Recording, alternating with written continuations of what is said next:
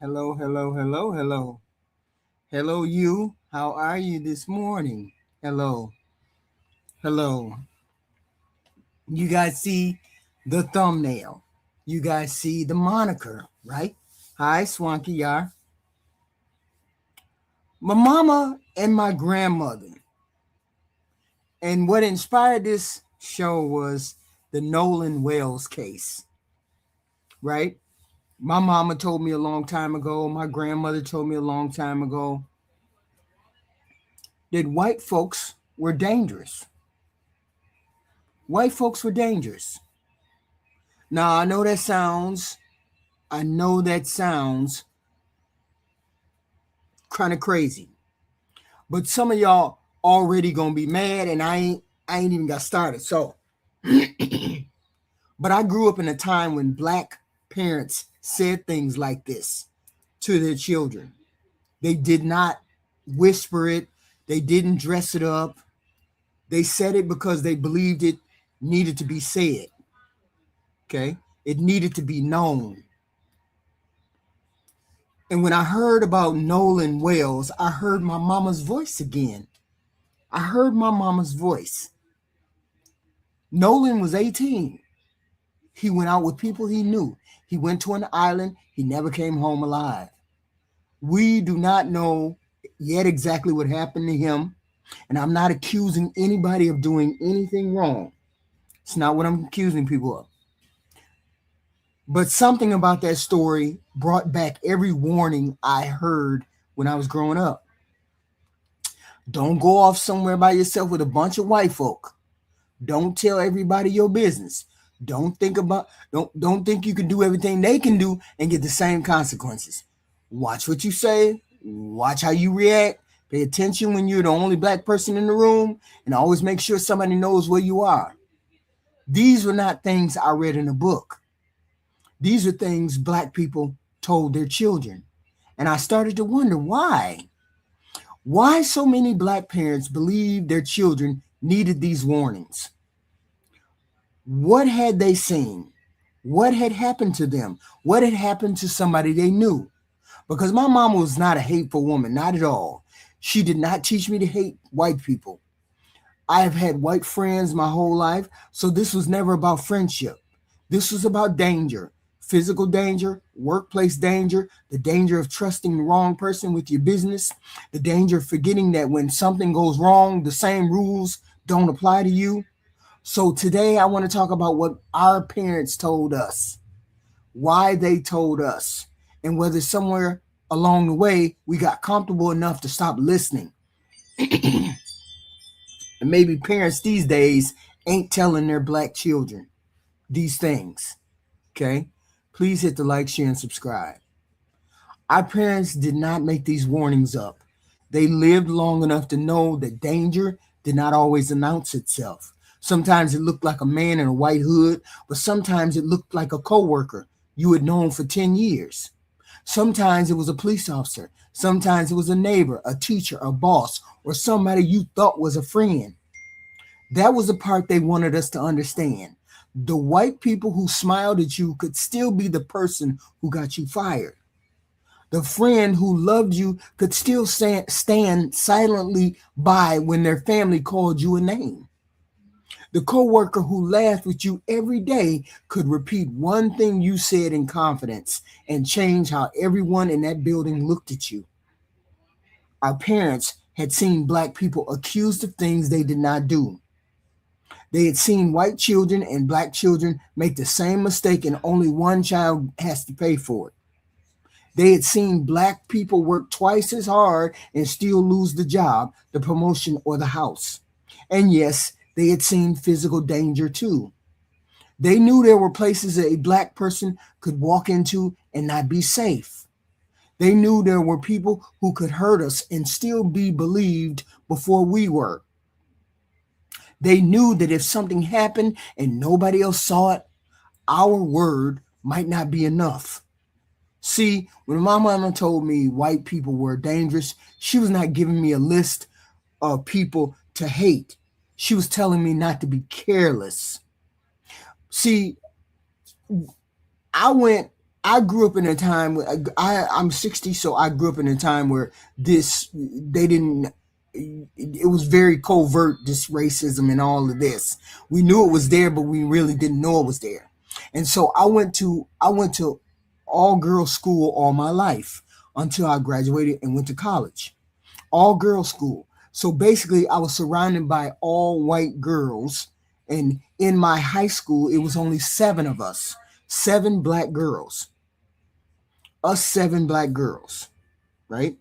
And the seven black girls, we decided one day that we would have a pact, that we would have a pact that if something happened or we said a certain word or we did a certain thing, then we knew that we had to protect each other.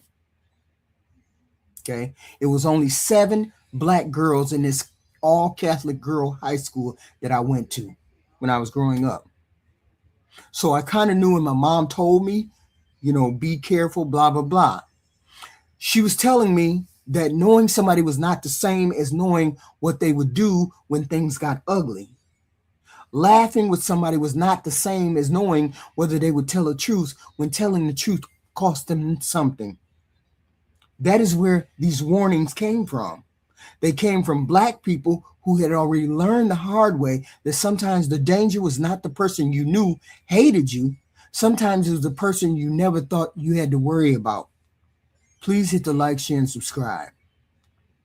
So what did they actually tell us? What did our black parents tell black children, people my age? What did we hear from our parents?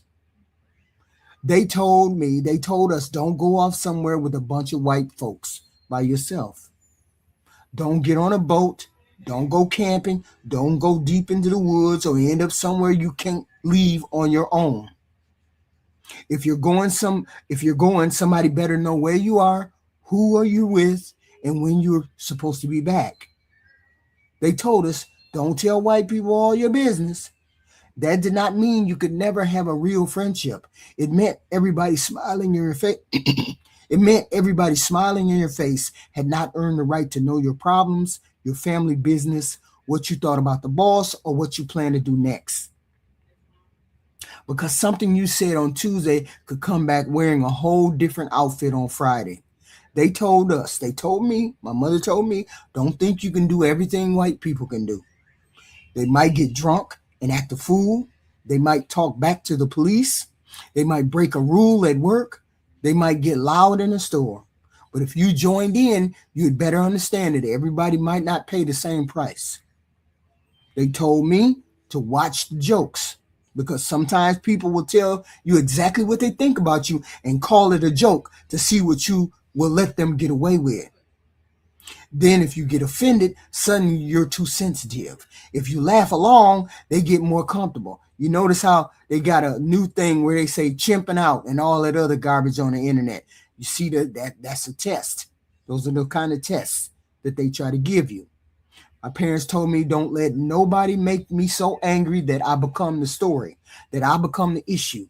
Because the minute a black person gets loud, the whole argument can change. Nobody remembers what was done to you. Now everybody is talking about your attitude, your tone, and how afraid somebody else felt about you. My mama told me to pay attention when we were the only black people in the room. Not because everybody in the room was our enemy, but because if something went wrong, we needed to know where we stood. Who had the power, who would be believed, who would back us up, who would suddenly forget what they saw. And with that token in mind, if I happen to be in a room, I go to a party, I go anywhere, I go to a corporate meeting, I go to anything, I make sure that I locate all black people that might be in my surrounding area. I always make sure I have some black people that are in the room with me. Okay. Not because they are my enemy, but because if something went wrong, I need to know where I stand and who I can stand with. And my mama told me never to assume that being liked meant being protected. That may have been the biggest warning that she gave me right there. Because you can be invited, you can be included, you can be called a friend. You can sit at the table, ride in the car, get on the boat, go on a trip, and still find out when something goes wrong that you were never as safe as you thought you were.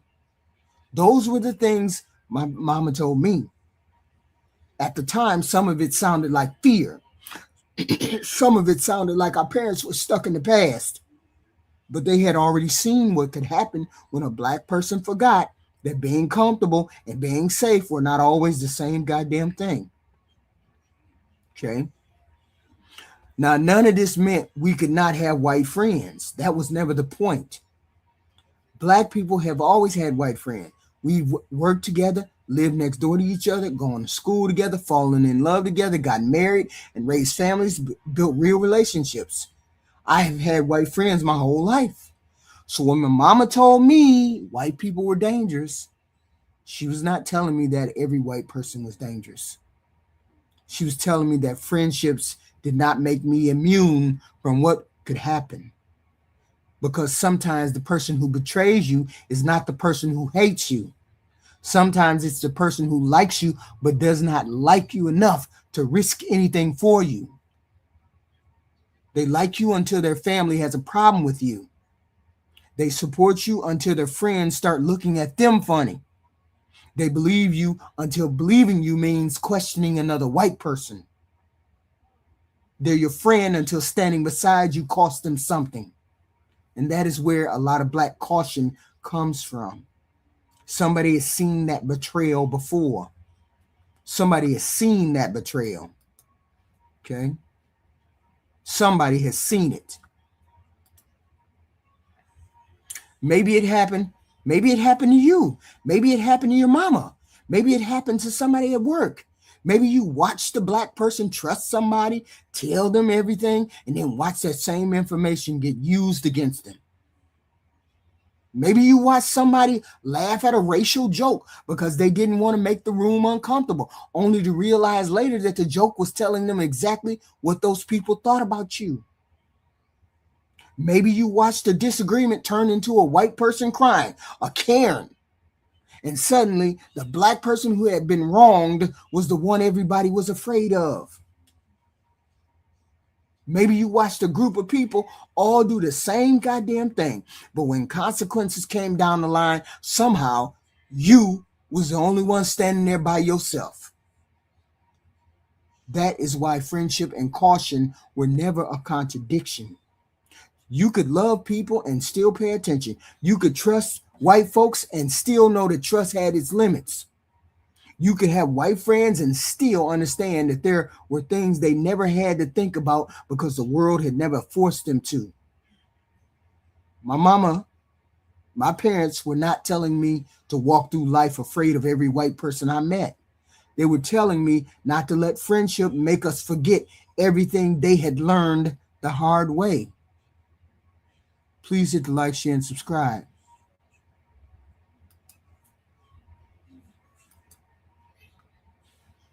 Hold on. Let me show you something. Okay? That's wild. Hold on. My thing is trying to get crazy. Okay? Please hit the like, share, and subscribe, okay? Please hit the like, share, and subscribe. Okay? As I said, none of this meant we couldn't have white friends. Okay? None of that meant that. And I hate to put it that way, but that's the way it is. And then there were the stories that make old warnings come rushing back. The memories come washing back. This is what happened to me when I heard about Nolan Wells. An 18-year-old boy goes out with people he knows. He ends up on an island. He does not come home alive.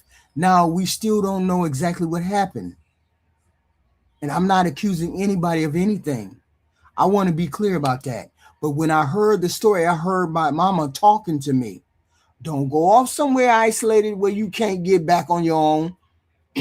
Make sure somebody knows where you are. Pay attention to who you're with. Don't start drinking around folks you don't know. Those words came back to me because Nolan is not the first Black person whose story has made Black people ask uncomfortable questions about trust and safety. Tamla Horsford, she went to an adult sleepover in Georgia. She was the only Black woman there. The next morning, she was found dead in the backyard. In the backyard. Authorities concluded that her death was an accident, of course, and no one was charged with it. But her family questioned what happened, and the case became one more story that made Black people look at each other and say, see, this is what our parents were talking about. I was listening to this chick over there on the TikTok, or what is it called? TikTok. She was a half white chick. She was on some kind of boat. She was on some kind of boating event. I don't know what happened. And the driver of the boat said something about a monkey in the middle.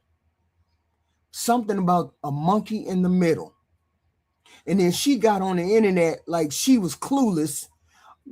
Why didn't nobody stick up for you? You were surrounded by all white folks. She was the only Black person on the boat. And then the announcer, there was an entertainer, and the entertainer said, monkey in the middle, and he was saying something like that. And she was the only Black person on the boat. Sitting there looking stupid. Mama said, don't do that. That's what my mama told me not to do. So that was just a recent incident that came to mind when I heard about this Nolan Wells. Then there was Peter Spencer. He went on a camping trip in rural Pennsylvania with a white coworker and other people. He was shot 9 times. The man who shot him claimed self-defense, and prosecutors didn't bring charges. And there was Alonzo Brooks. He went to a party in Kansas where he was the only one of a few Black people there. He disappeared that night. His body was later found, and his death remains unsolved.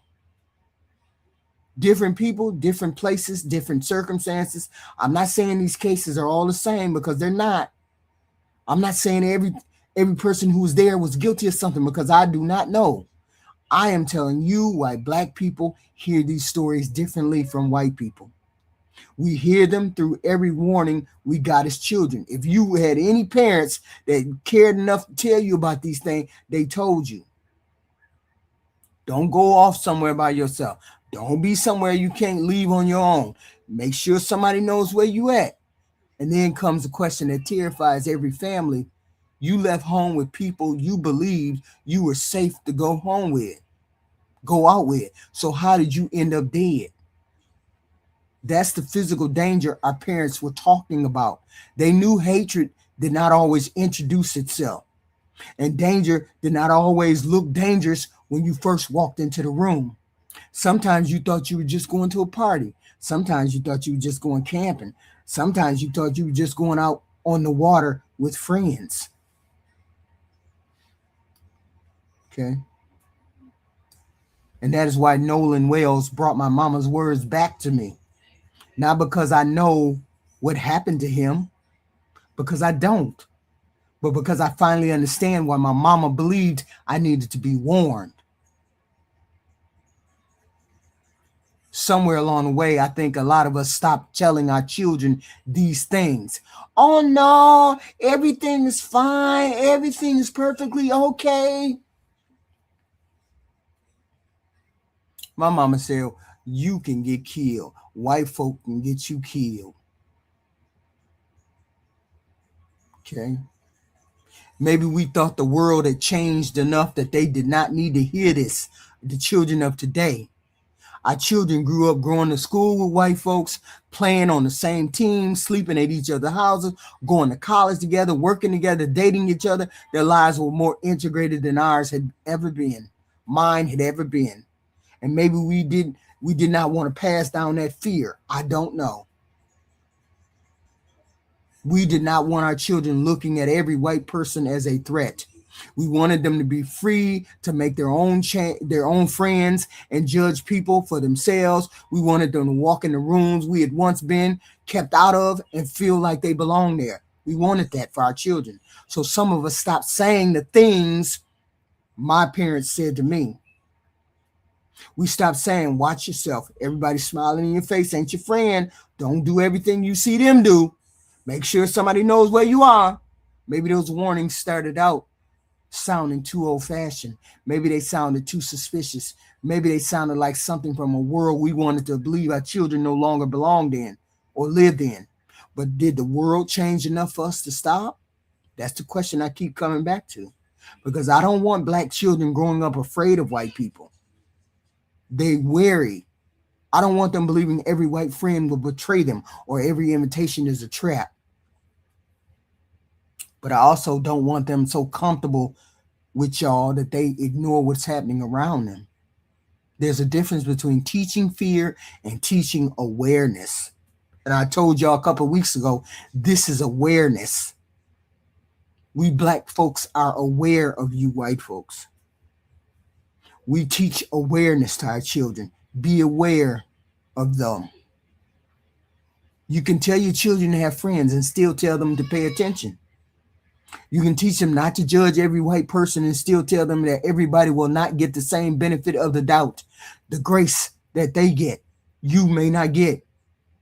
You can tell them to live their lives and still make sure they understand that sometimes the consequences will not fall equally upon you. Maybe our parents went too far sometimes. I don't know. Fear can do that. Pain can do that. But maybe we went too far in the other direction. Maybe we got so determined not to pass down our fear that we also stopped passing down some of our wisdom.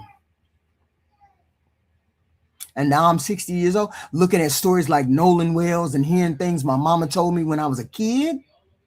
Maybe the words were hard. Maybe they were uncomfortable. But I understand now why she said those to me. She said them to me. Please hit the like, share, and subscribe. I appreciate it. My mama told me a long time ago, white people can be dangerous. I didn't fully understand what she meant then. I understand now. She was not telling me that every white person I met would hurt me. She was not telling me I could not have white friends. She was not telling me to walk through life hating white people.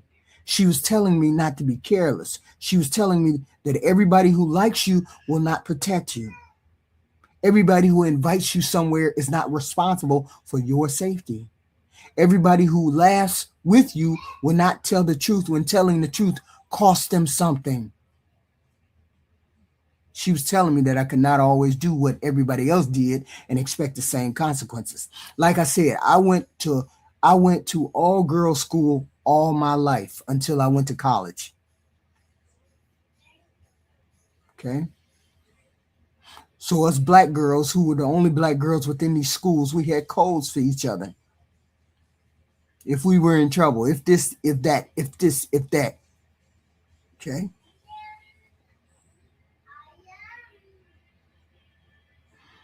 And yeah, that was a lot to put on a black child, to tell a black child that. We had to think about the things other children did not have to think about.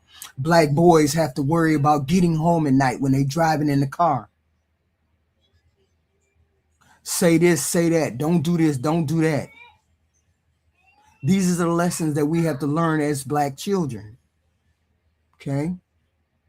And a lot of people are looking at these pictures with this Nolan character and this other girl and a couple other people. It's been a couple of, weird things that have gone on, and looked and said, did their parents tell them to be careful, to not let your guard down? Did those parents tell those kids that? Okay. Because they seem mighty comfortable.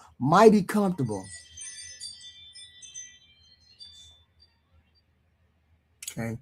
We had to do a lot of things other children didn't have to think about or do. We had to read the room, watch our tone, control our anger, know who had the power, know when to leave, know when something that sounded like a joke was really a warning. If it's two black people and one black person is leaving, you leaving too, right along with that black person. Okay. Don't get caught in no situation where you the only black girl in the room.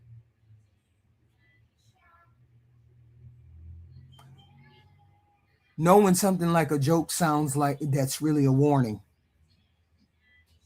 That was the mental gymnastics. But sometimes the danger was physical. Sometimes it really was about where you went, who you went with, and whether you came home. And that's why the story of Nolan Wells brought all of this back to me. Okay.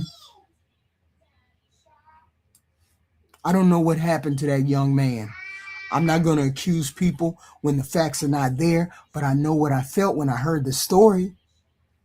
I heard my mama talking in the back of my mind. No, because I went to a school all my life with only a whole with school was full of white folks, nothing but white girls, and it was 7 black girls, and we all went to school together. I knew I couldn't go nowhere. I knew I wasn't going to no slumber parties. I knew I wasn't going over nobody's house to do X, Y, and Z. I knew I wasn't going to go do camping trips. I wasn't going to go. He wasn't going to go nowhere by myself. Not with him. My daddy wasn't trying to hear all that. So when I heard this story, I heard my mama. And maybe that is what bothers me the most. I thought those words belonged to another time. I'm 60. I thought those words, I just thought they belonged to a different time. I thought they belonged to my childhood, to my mama's generation, to a world we had moved far beyond. But here I am 60, asking myself whether we stopped passing down warnings because the danger disappeared or because we got tired of living like we had to be afraid. I don't want our children to be afraid, but I do want them aware. I made a video a couple weeks ago about the fact that no, we as black people don't hate. As a whole, we don't hate white people. We just understand we have studied y'all. We have studied y'all in a way that you have never studied us. You never had to study us. You never had to understand what we wanted, how we felt, what we wanted to do, how our life was, what struggle we had. You never had to study that. You never wanted to study us black people. But we as black people, we had to study you because we had to figure out what direction the wind was blowing. We had to figure out people like Donald Trump. We had to figure out people who felt like Donald Trump. We had to figure out how we were going to navigate the world because the police came to your defense quicker than they came to mine. So I had to watch what I say and what I do. So we, as black people, studied y'all, white folks. It's not a matter. It's as a whole, as a collective, we don't hate you. We just wish you had better. You just felt more.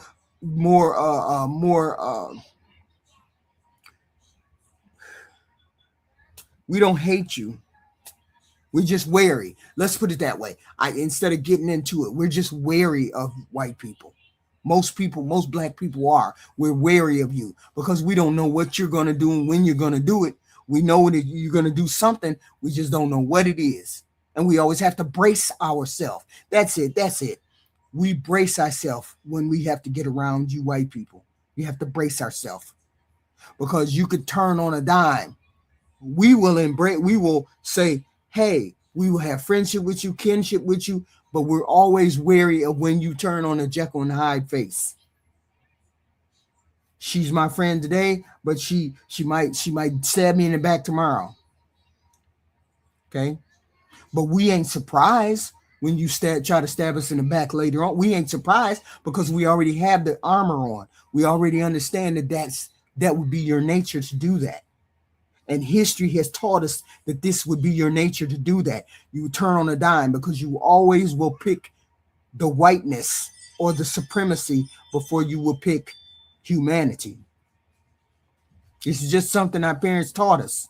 Most black people are not, don't hate you. We just wary of what, we just wary of you. We have to study you. We understand the brutality of it. We understand all of it. That's why you have people.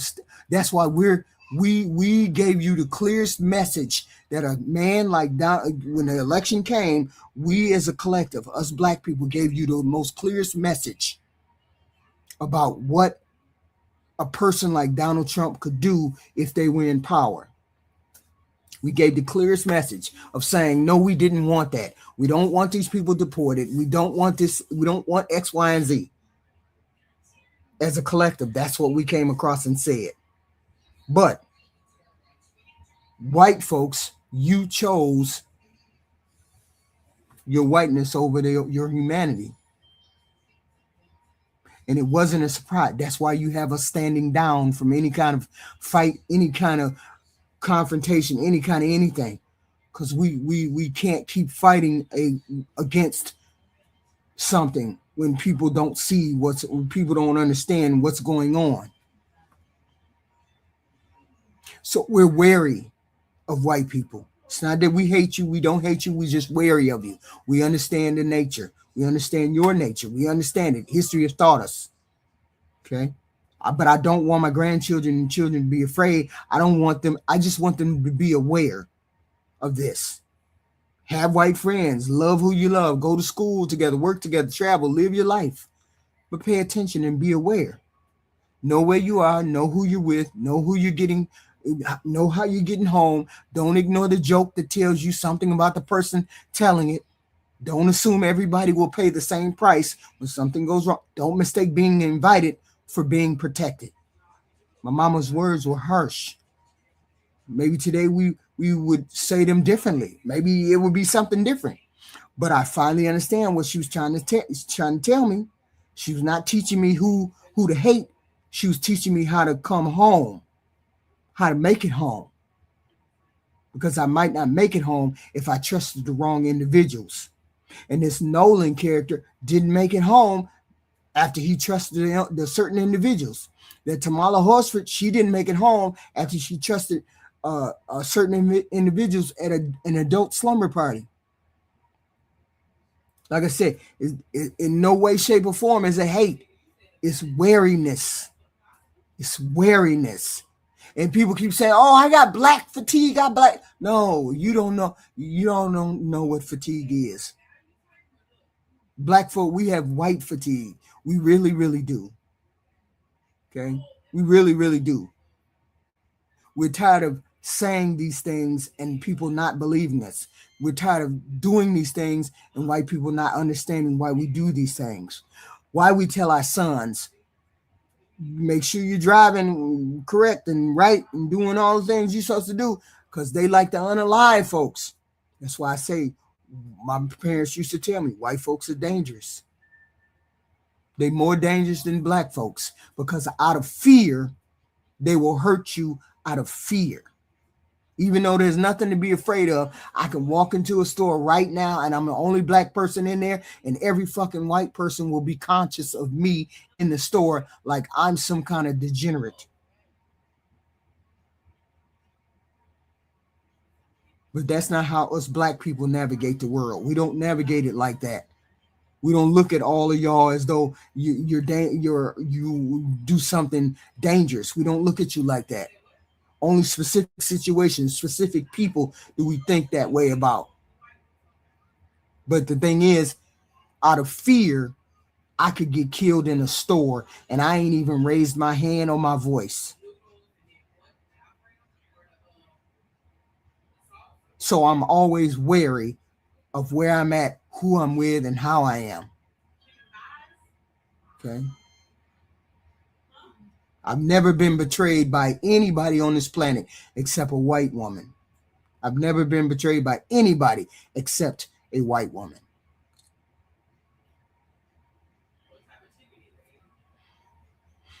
I'm saying we don't hate white people. We're wary of white people.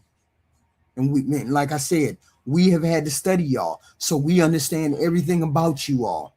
We understand everything about you all. As a collective, we understand everything. You all never wanted to get to know us and figure out what we thought, how we thought, when we thought. That's my whole point of this channel. This whole point of this channel is to inform people of what, when, and how when it comes to Black people and how we relate to the world and the things that happen in our world. This Nolan Wells coming up dead inspired this rant, because who knows what happened, how, when, and where. All I know is my mama told me that y'all white people are dangerous and I have to watch out for you. And I still have that same feeling that I had to teach my children the same thing. I hated that I had to say those things. I hated that. But in a world where fear will make somebody shoot you, fear will get the police called on you, fear will make people question you when you shouldn't even be questioned, fear will make it so that you can't get a job when you're perfectly qualified. Take take into account Hegseth firing all these Black and women and all of these things in this in his role as the Department of Defense, Secretary of Defense. All of these things, fear, white fear, can get me killed, and I'm the least fearful person. Okay, so these are the things we have to tell our children about. These are the things. It's not that we make them fear. It's not that we give them this information for them to fear you. No, we give them this information to be wary of you. Okay? To be wary. And never let your guard down around people, even though people say they're your friend. They may not be your friend. And this can be Black or white, whatever. Just don't do it. But specifically towards the white folks. And this is why this Nolan Wells resonates. This story resonates with a lot of Black people, because our parent people my age, we were taught you ain't gonna be able to trust it, because there's too many Karens out there willing to put you in jail for no reason, willing to get you shot, willing to get you killed for no reason, because they're afraid, and we're not trying to do that. So, as I said, if you like, should my Black grandchild fear me? Should your Black grandchild fear you? I don't know. What's in your heart? What's in your heart? I don't know what's in your heart. Hello, you. Hello, you. Hello, live and surviving. The stories we open. Yes, scary. This is a scary thing. I need to be deported immediately. Where would I be deported to, Rager? I'm from here. I was probably born here, and I've probably been here. Ancestors been here longer than yours. Okay? And whooped us for not going to church. Wow, that's crazy. Why are Black people so racist? We're not racist. We're just aware of you. It's not it has nothing to do with your skin color. We just understand the nature. That's all. And you is right. He said I wouldn't call people racist, but when you can't go 24 hours without being reminded of our skin color, it does make one sensitive to the subject. Yes, another racist Black person. Why is it that every time y'all come over here talking to me about racism, you never say anything to your family members? You never go over to your white channel and say, why are you speaking to Black people about Black people like this? Why you don't ever confront your family members when they talk racist? Why don't you ever do that? Why is it that you always run over here and talk to Black people about why they're racist, but you never want to talk to your brother, your sister, your grandma, your auntie, and tell them why are they racist? That's wild. That's wild to me. Okay? It doesn't apply to you. Where do you live? I bet if we found a subject that you related closely to, we would be able to never let you forget it. Right, right. So now you're judging. That's wild.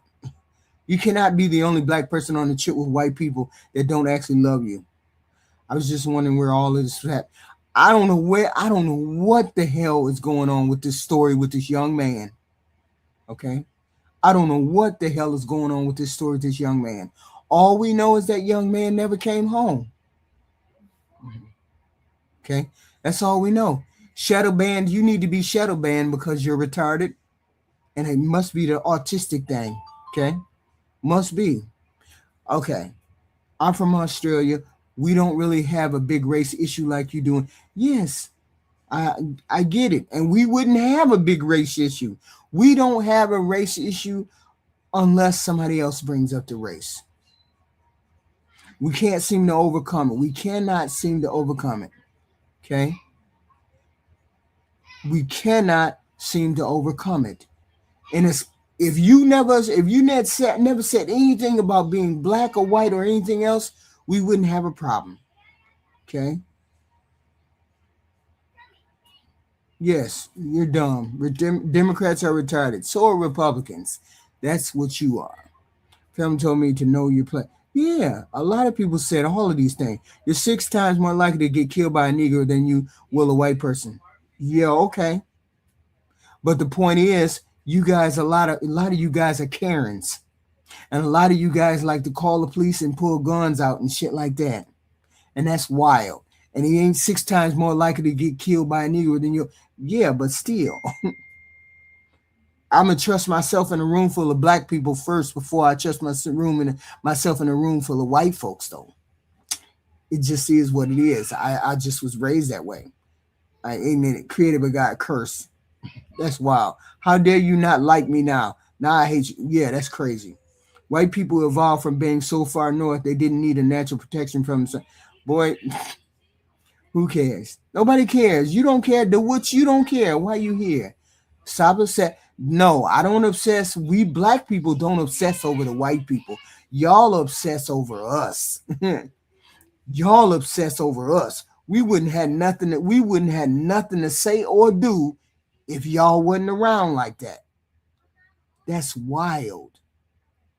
I'm just telling you the things my parents used to teach me as a young girl. Okay? Used to teach me as a young girl. It wasn't racist stuff. It was just, I have to be wary of you. Okay? I just have to be wary of you. Has nothing to see, that's the difference. Y'all don't get the difference. The difference is my parents didn't turn around and say, white folks are dirty, nasty, low IQ, blah, blah, blah. My parents didn't say any of that. My parents said, you have to be wary of white people. That's not racist. That's just telling me I have to be aware.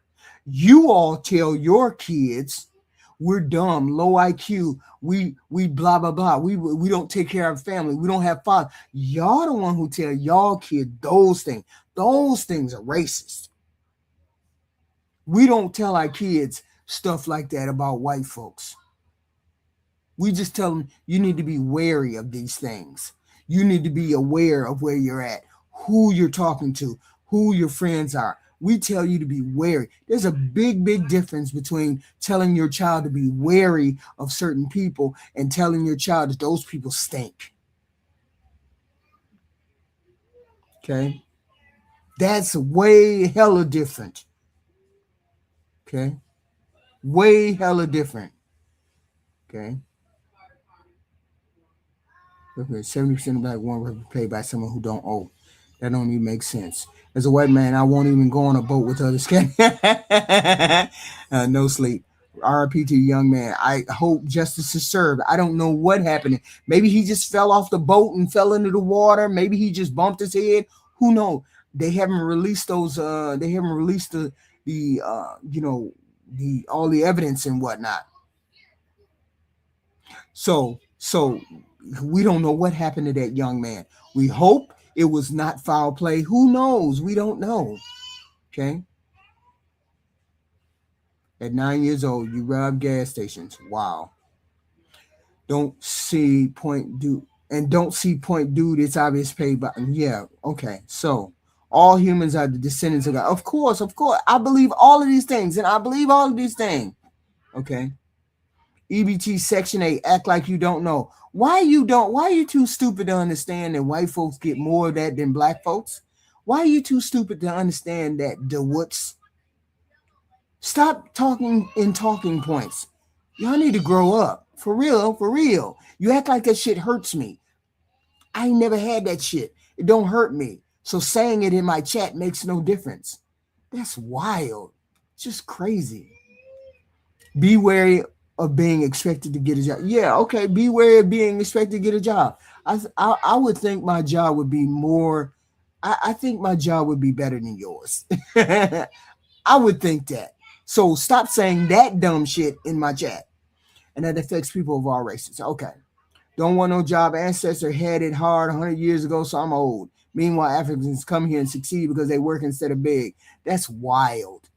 Seeing as how when the Africans come here, they already have 3, 4, 5 legs up.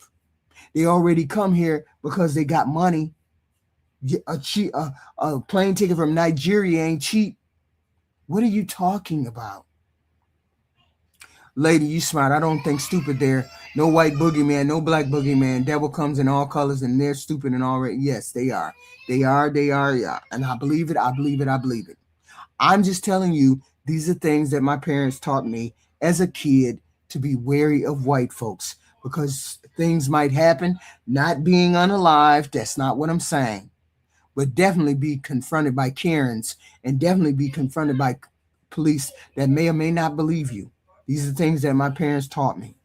Not racist things, not they smell like trash or they be on EBT or anything like that. You get folks in this comment section trying to throw all these stereotypes out at me, and I ain't met none of them. Never had none of them, and probably never will. That's not the point. The point is to listen to the message, okay? And I'm not racist in any way. Not that's just dumb. I think you have a low IQ when you can't think beyond color. If you can't think beyond color, then something is wrong with you. I don't look at people and see that this is inherently a bad person because this person is black or white or Asian. What I don't ever look at a person like that. I look at people how I take people how they treat me. That's how I take them. Okay. Yeah, slavery is a choice. I got that. Only retards would say something like that. But then you know what? Hey, I got plenty of retards that be hitting my button.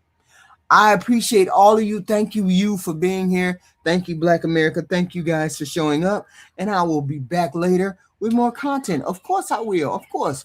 Let's check out what's going on in the world. Let's check out what's going on in the world. I will be back.